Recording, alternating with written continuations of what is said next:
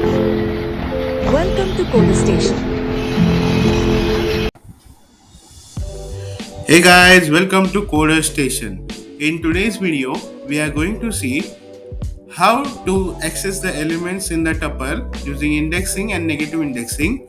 Also, we will give the range in the tuple so that it may be get clear to how to access the elements in and range. So let's get started.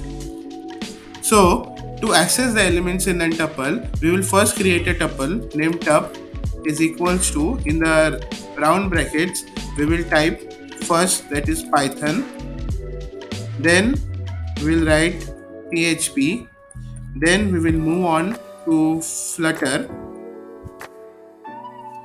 and then we will also print some numbers, that is 80 and 90, 8.4, and let us say again a string, that is Java. Now we will print this tuple. Normally print this tuple. So output expected here, all you know is that you will get an whole tuple as a output. When I run this program, I am getting my whole tuple as a output, as you can see on my screen. Now to access the particular element in a tuple, you have to write print statement. In that print statement, after you write the name of your tuple, again introduce the square bracket, and in that you pass the index of the element in your tuple which you want to print.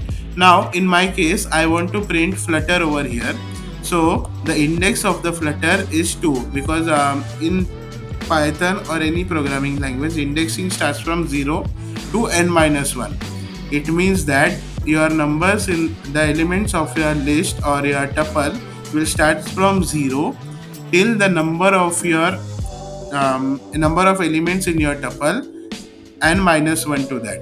For example, I am having 5 elements in a tuple, then my indexing will start from 0 and 5 minus 1. So my elements will start from 0 to 4 in tuple. So if I want to print the Flutter in my tuple, then I'll pass value 2 over here and I will run the program. When I run this program, I am getting the output as a Flutter.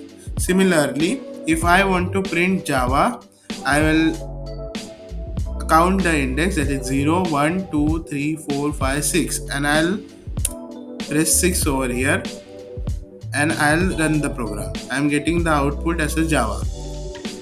Now this we have done is positive indexing. There is another option in Python in which you can access the tuple is negative indexing. So negative indexing starts like -1, -2, -3, -4, -5, and so on. So if I want to print Flutter in this particular tuple, then I'll have to pass the value, that is -1, -2, -3, -4, -5. So when I pass -5 over here, I am able to get my output as Flutter. Similarly, if I pass -2 over here, I am supposed to get the output of 8.4. I am getting the output as 8.4, and it shows that negative indexing also works in tuple. Now I'll show you how to access that elements in a tuple using the range. Now what range function suggests that your element which you want to print will start from your regular index, but you should give the number of the element which you want to print plus 1. Means if I want to print these 3 elements, so my index will start from, if I want to print Python, PHP and Flutter, then I'll pass 0:3, and when I print this program, I am getting the output as Python, PHP and Flutter.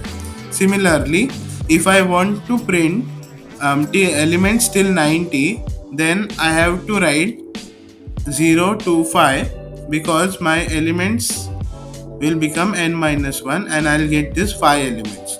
So when you run this program, you are getting the output as Python, PHP, Flutter 80 and 90.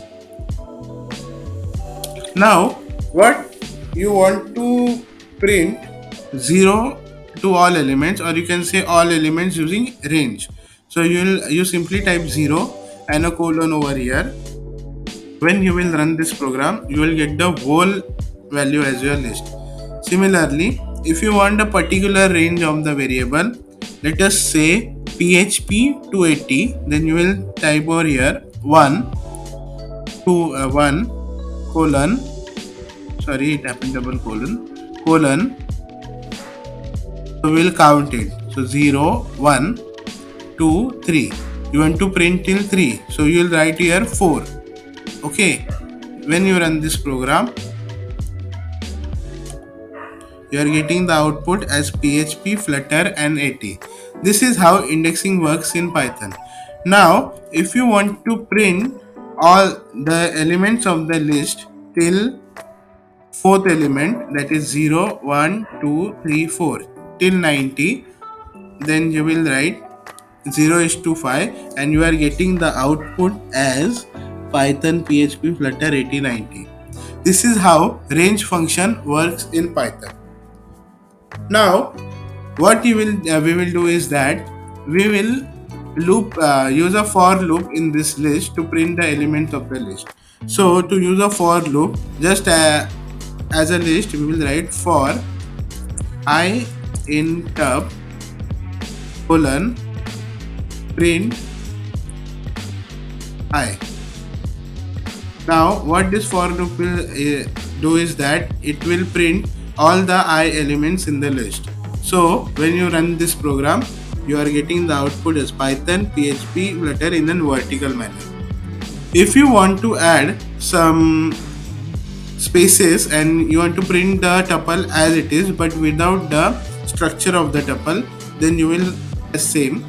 You will write I comma end is equals to and inverted commas in it, and you will print the program.